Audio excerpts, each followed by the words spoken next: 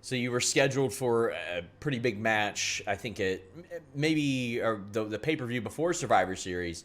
You end up hurting your arm, and you worked a couple matches that kind of wrapped up your WWF run. Jim Neidhart, and then one with Jim Neidhart and the Bulldog. Did you know at that point, like, that's it, my career's Yes, done? I did. The business that I fought so hard to get into, the business that I loved, there were two things I dreamed of as a child here in Columbia, South Carolina. I dreamed of playing football for the University of South Carolina, and I got to do that and do it at a very high level. And I dreamed of becoming a pro wrestler, and I got to do that. And now this dream of becoming a pro wrestler, I knew was about over.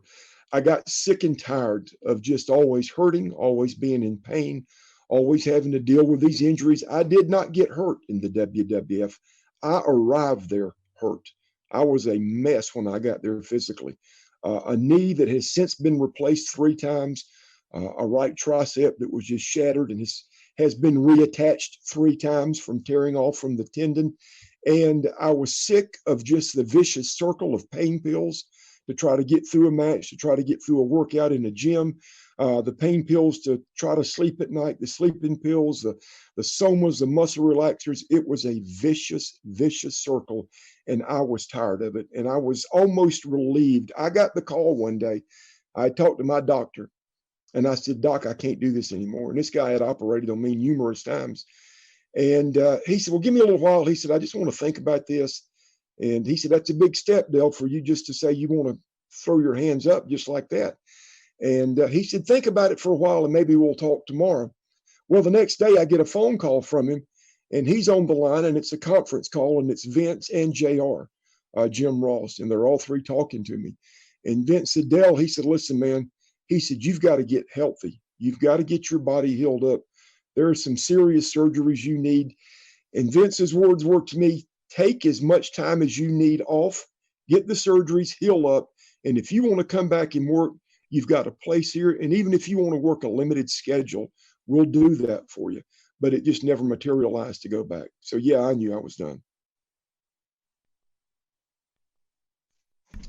Sorry, my microphone Did shorted you get out. that? Yeah, I did get that. I did get that. So when he's telling you that, I mean that has to make you feel appreciated at the very least. Being there for such a short amount of time, as you mentioned, and being so fondly remembered.